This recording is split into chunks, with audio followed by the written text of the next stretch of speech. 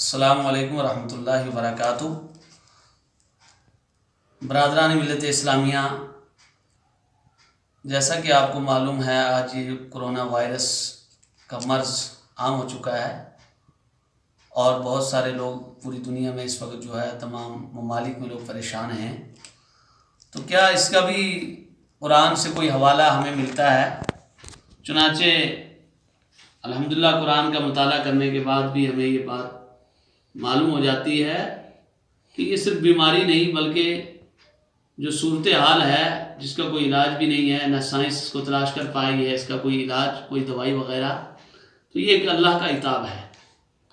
کیونکہ اس وقت پوری انسانیت کے اندر آپ دیکھیں گمراہی، کفر و شرک، ظلم و زیادتی، دہشت وحشت اور تمام برائیاں جو ہے عام ہیں۔ اس وقت میں لوگ ایمان کی طرف متوجہ نہیں ہو رہے ہیں، اللہ اس کے رسول صلی اللہ علیہ وسلم کے راستے کو چھوڑ کر نافرمانیاں کر رہے ہیں، اللہ کے رسول کی نافرمانی ہو رہی ہے۔ تو اس کا جب ہم بس منظر دیکھتے ہیں تو قرآن کریم سے ہمیں جو ہے یہ معلوم ہوتا ہے کہ قرآن کریم کے اندر اللہ تبارک و تعالی نے حضرت سیدنا موسیٰ علیہ السلام کے زمانے میں جو ایک سامری شخص تھا، جب میں مختصراً عرض کروں گا اور آپ یہ پارہ نمبر 16 اور سورہ طٰہٰ رکوع نمبر 13 کا جب مطالعہ کریں گے اسی میں آپ یہ پورا کا پورا حوالہ جو آپ کو معلوم ہو جائے گا۔ مختصر یہ ہے کہ حضرت سیدنا موسیٰ علیہ السلام جب کوہ طور پر تورات کی تختیاں لینے گئے، 40 دن وہاں رہے اور ادھر ہارون علیہ السلام کو اپنی قوم کے درمیان میں چھوڑا۔ ادھر حضرت سیدنا جبریل علیہ السلام جب آ رہے تھے تو جبریل علیہ السلام اسپِ حیات پر سوار ہو کر آ رہے تھے۔ سامری جادوگر جو کاہن تھا، وہ حضرت موسیٰ علیہ السلام کا گستاخ تھا، اس نے دیکھا کہ جبریل علیہ السلام کے پیر کے نیچے، جو گھوڑے کے پیر کے نیچے کا جو پیر کے نیچے کی جو خاک ہے، مٹی ہے، اس مٹی کی برکت سے جو ہے وہاں گھاس اگ رہی ہے۔ تو اس نے سوچا کہ کیوں نہ اس کو بے جان چیز کے اندر ڈال دیا جائے اور وہ جاندار بن جائے۔ چنانچہ اس نے ایسا ہی کیا۔ تو سامری نے کیا کیا کہ قوم کے جتنے بھی زیورات وغیرہ اختیار کیے، پکڑے، حاصل کیے، اور حاصل کرنے کے بعد اس کو جو ہے بچھڑے کی شکل بنایا اور بعد میں اسی مٹی کو جو ہے اس بچھڑے کے اندر ڈال دیا، اس کے اندر جو سوراخ رکھے تھے اس کے اندر ڈال دیا۔ تو ہوا یہ کہ وہ بچڑا جو ہے وہ اپنی آواز نکالنا شروع ہو گیا اور وہ جاندار بن گیا۔ تو جب موسیٰ علیہ السلام واپس آئے تو انہوں نے حضرت ہارون علیہ السلام کو بھی زجر و توبیخ کی کہ آپ نے یہ کیا کر دیا، قوم آپ کے سامنے جو اللہ کو چھوڑ کر بچڑے کو معبود بنائے ہوئے ہے۔ تو حضرت سیدنا ہارون علیہ السلام نے اپنا عذر معقول پیش کیا۔ چنانچہ عذر معقول یہ پیش کیا، قرآن کریم کے اندر حضرت سیدنا ہارون علیہ السلام کی قول کی حکایت ہے، قال یا ابن امی لا تاخذ بلحیتی ولا براسی، کہا اے میرے ماں جائے میری داڑھی، نہ میری داڑھی پکڑو، ولا براسی، اور نہ میرے سر کے بال، انی خشیت ان تقول فرقت بین بنی اسرائیل ولم ترقب قولی، مجھے یہ ڈر ہوا کہ تم کہو گے کہ تم نے بنی اسرائیل میں تفرقہ ڈال دیا اور تم نے میری بات کا انتظار نہ کیا۔ جب یہ عذر معقول جو ہے انہوں نے سن لیا حضرت موسیٰ علیہ السلام نے، تو حضرت ہارون کے لیے اور اپنے لیے دعا کی رب قدیر کی بارگاہ میں۔ پھر حضرت موسیٰ علیہ السلام نے سامری سے پوچھا، اے سامری، فما خطبک یا سامری، موسیٰ نے کہا اب تیرا کیا حال ہے اے سامری؟ قال بصرت بما لم یبصروا بہ، بولا میں نے وہ دیکھا جو لوگوں نے نہ دیکھا۔ کیا؟ آگے قرآن میں دیکھیں آپ، کیا دیکھا اس نے؟ وہی جو گھاس اگا اس کو دیکھ لیا تھا اس نے، جبریل کے علیہ السلام کے اسپِ حیات کے خر کے ساتھ لگنے والی مٹی پر، زمین پر جو ہے گھاس اگ گیا تھا، وہ اس نے دیکھ لیا تھا۔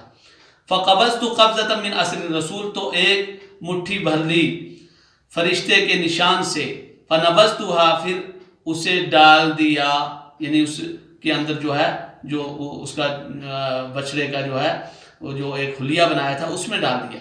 وَكَذَلِكَ سَوَّلَتْ لِي نَفْسِي، اور میرے جی کو یہی بھلا لگا. تو جب یہ سنا موسیٰ علیہ السلام نے کہ یہ وجہ ہوئی تو آپ جلال میں آ گئے، اور آپ نے جلال میں آ کر اس کو کہا قَالَ فَاذْهَبْ فَإِنَّ لَكَ فِي الْحَيَاةِ أَن تَقُولَ لَا مِسَاسَ.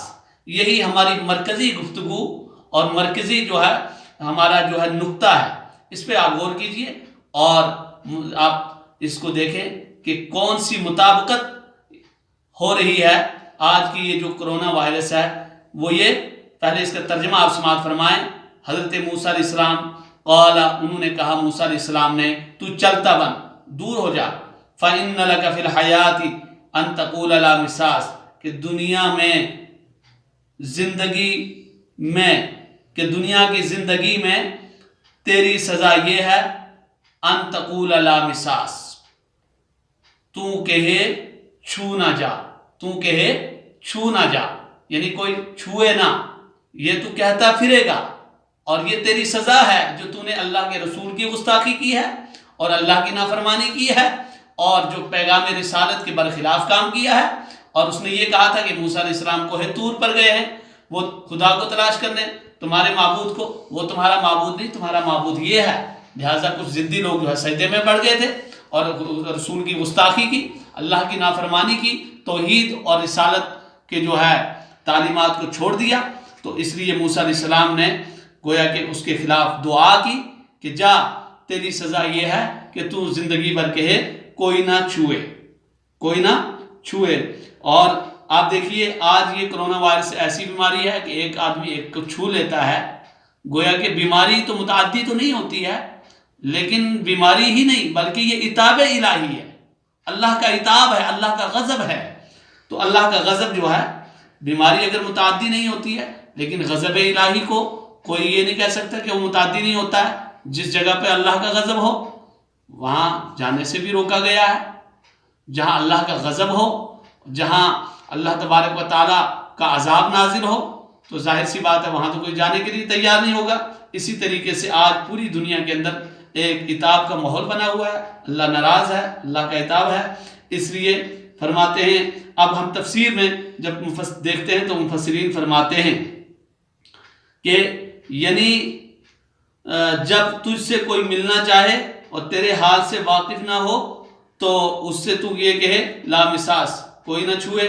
اور دوسری جگہ تفسیر میں لکھا جاتا ہے یعنی سب سے علیحدہ رہنا، نہ تجھ سے کوئی چھوئے نہ تو کسی سے چھوئے.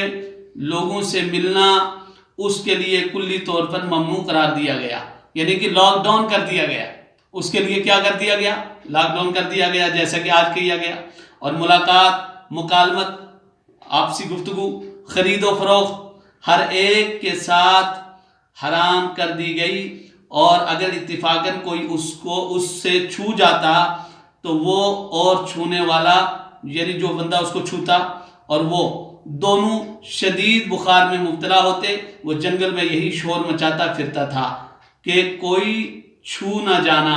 وحشیوں اور درندوں میں زندگی کے دن نہایت تلخی اور وحشت میں گزارتا تھا. تو یہ عذاب الہی ہے، عتاب الہی ہے.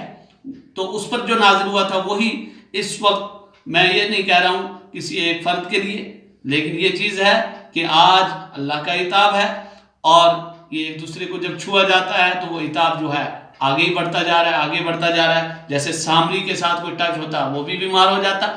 اور ظاہر سی بات ہے مومنین مخلصین کو یہ عذاب نہیں ہوگا. جو اللہ پہ ایمان رکھے، اللہ کے رسول کو مانے، اچھے کام کریں، برائیوں سے بچیں، قوم کے لیے دعا کریں اور پوری دنیا کے اندر ایمان کا علم بلند کریں.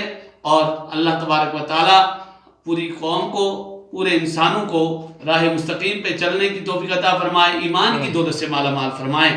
وآخر دعوانا الحمدللہ رب العالمین. السلام علیکم ورحمۃ اللہ وبرکاتہ. مزید ویڈیوز کو دیکھنے کے لیے ہمارے چینل کو لازمی سبسکرائب کریں.